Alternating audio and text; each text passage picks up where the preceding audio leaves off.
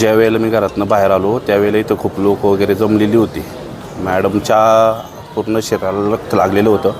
तो पोरगा घाया होता, त्याच्या मानेला आणि पोटाला लागलेलं होतं. त्याच्यानंतर टू व्हीलर आणली, त्याला गाडीवरती नेलं. पहिलं साळुंकेला घेतलं नाही, त्यामुळे मग तिथे ॲम्ब्युलन्स बोलून त्याला गव्हर्मेंट हॉस्पिटलला नेलं.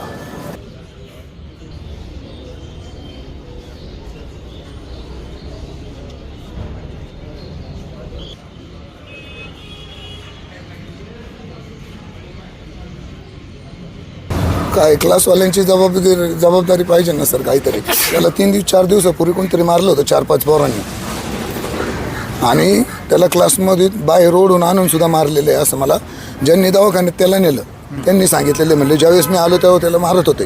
बरं, हे काय म्हणतात फक्त गाळ्यावर मारे, त्याच्या डोक्याला मारे, गाळ्याला मारे आणि पोटाच्या वर किडनीपाशी ते चाकू मारलेलं आहे त्याला.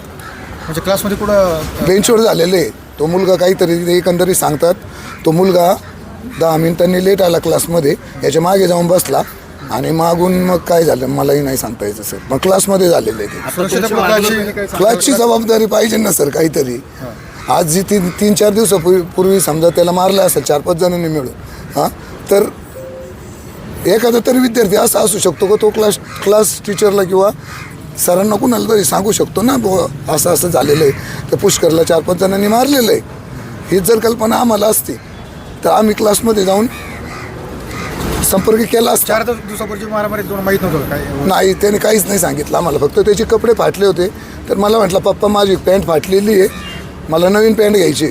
तर म्हटलं काय झालं, तर त्यांनी ते मला घाबरत असल्यामुळं त्यांनी घरातही काही सांग. आमची मागणी काय नाही, त्याला मारणारी मुलं आणि ज्या 4 दिवसापूर्वी मारणारी मुलं 4 किंवा 3 दिवसापूर्वी त्यांनी काही कल्पना नाही दिली घरात. तर आणि त्याला मारणारी मुलं आणि ज्या मुलांनी मारलं त्याला कठोर कारवाई करण्यात यावी. म्हणजे इथून भविष्यात जे आमच्या बाबतीत घडलं ते इतरांच्या बाबतीत नाही घडलं पाहिजे. क्लासची काय जबाबदारी?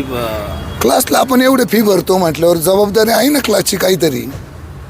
सरांची मॅडमची. आज जर तुमच्या समोर असा चाकू घेऊन एखाद्याला मारत असेल तर क्लासची जबाबदारी आहे का नाही? वाचला असता पुष्कळ हे जर पहिले कळायला असतं तर. हो, हे जर मला माहीत झालं असतं की 3-4 दिवसापूर्वी त्या मुलांनी त्याला मारलेलं आहे तर मी त्याच्यावर काहीतरी क्लासमध्ये जाऊन शाळेत जाऊन चौकशी केली असती. का मारलं बाबा, किंवा काय कारण होतं मारायचं. पण आम्हाला कोणतीही कल्पना नव्हती. अचानक सकाळी तोही क्लासला निघून आला 7 वाजता आणि मी 7:30ला कामाला चाललो होतो वाईला ड्युटीसाठी. तर याला जबाबदार काय आता क्लासच म्हणावं लागेल दुसरं काय. खेड पोस्टे अंतर्गत एका खाजगी क्लासमध्ये 10वीच्या 2 मुलांमध्ये पूर्वीच्या त्यांच्या काही भांडण असेल त्याच्यावरून वाद झाला होता. त्या वादावरून एका मुलाने दुसऱ्या मुलाला चाकू मारलेला आहे. त्याच्यामध्ये एक मुलगा हा मयत झालेला आहे. असा गुन्हा घडलेला आहे. गुन्हा दाखल करण्याची प्रक्रिया चालू आहे आणि पुढचा तपास चालू आहे.